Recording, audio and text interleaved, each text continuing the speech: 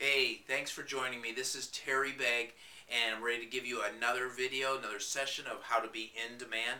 I want to talk to you for a minute about something that's very often overlooked during a sales call, and that's the importance of listening. I mean, God gives us two ears and one mouth for a reason, so we pay it so we'll be quiet and listen, especially on a sales call. Okay, it's so important that you show the customer that you're listening, and that's called active listening. It shows respect, and it also helps you to pick up little pointers and little tips as far as what it's going to take to get their business. Sometimes they'll give you little clues if you're just paying attention. Let them talk about their favorite subject, and it's usually themselves. Start out with a little bit of sharing some common interests that you have and get them talking. But when it is time for them to tell you about what it is they want done, that's when you need to keep your mouth shut and just let them do the talking. And this is where active listening comes into play. What I mean by that is you're showing the customer that you're paying attention and you're listening. The way you do that is you keep eye contact. I mean, you don't stare at them like you're a crazy person or something. You occasionally look away, maybe look down to show that you're paying attention, you're listening, you're thinking about what they're saying. Often you're nodding your head up and down on occasion to show them that you get their point. That's important. These are just little silly, maybe seem like silly little things to do, but they make a difference. When you show them that you're listening, then they're going to want to talk more, and again, it's a way of showing them respect. Sometimes that's what it's all about, is just showing respect. Repeat back to them what they said, maybe for more clarification. It shows that you're paying attention. I mentioned on an earlier video, I'll keep a yellow pad with me. I always have it with me, and if they say something that is maybe something I want to remember for later, I'll write it down. And it looks good. I think customers feel that what they say is important to you if you're writing down the things that they're saying.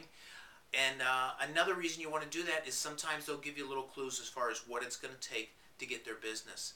I looked at a job that I ended up getting for a lady. She was really crabby on the phone. She said, "Come on, give me an estimate. I want to paint my house again." And I don't know. I thought she was just having a bad day, but I set the appointment, showed up when I said I would, and I think she was having another bad day because she was still grouchy with me. And finally, after about a few minutes of this, she wasn't making any eye contact. I can tell she was just irritated, and I didn't know what it was. And I just said, "Ma'am, if you don't mind me asking, or did I do something to offend you?"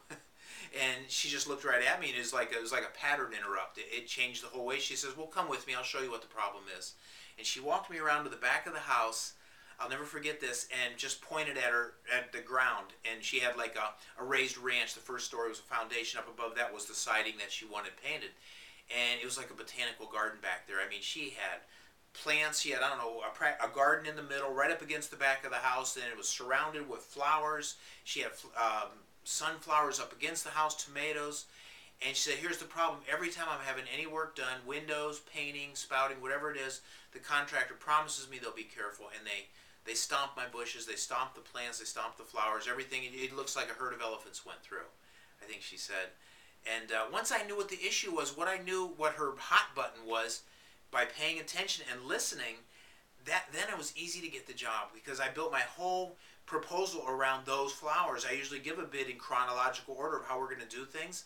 Now for her, I went right to that point. I said, "Here's what we're going to do. We're going to put stakes. You already got tomato stakes by the tomatoes. We're going to put, poles along the sunflower trees, or whatever you want to call them. We're going to put paint sticks around all the flowers and plants. I'm going to put a giant nylon parachute over the whole thing." We do this all the time anyways, but I don't always go into that much detail. And I said, once that parachute settles down, it's going to look like a lot of little circus tents everywhere.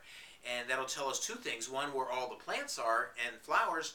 But secondly, the most important thing is where not to step.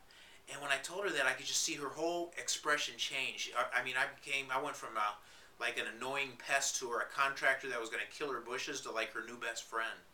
And it was easy to get the job at that point. She was hiring me. I could have probably said any price, and she was going to hire me, because I was the first contractor to address those flowers. Most people don't even ask or want to know what's wrong. Sometimes it helps. That's what What I mean by say engage your customer. Show them that you're listening. Ask questions that don't require just a yes or a no answer. Keep them talking. As I mentioned earlier, bring up their favorite subject, the thing they want to talk about the most, which is usually themselves. Ask them how long they've lived there and why they decided to live there, and why they're having the work done. Ask questions to show that you're interested. It puts you at on a whole different playing field from everyone else who comes out. I can very rarely is the competition getting involved with the customer in that way. It's all about building relationships. That's it. We're not in the whatever it is you do. It doesn't matter what you do technically. you're really, what it all boils down to, you're in the relationship business, and even more so, you're in the communication business. And part of communication is listening. Pay attention to what they say and file that away, write it down, whatever you got to do, because they're going to give you a lot of tips as far as what it's going to take to get their business. So, biggest point I want to make, I want you to take something away from every one of these videos, and this one is pay attention and listen. For the first 5 minutes at least, let them do all the talking they want to do. Don't do what's called a features dump on them. Sell the benefits, but maybe we'll talk about that on the next video, okay? So that's all for now. Have an outstanding day, and I will talk to you later.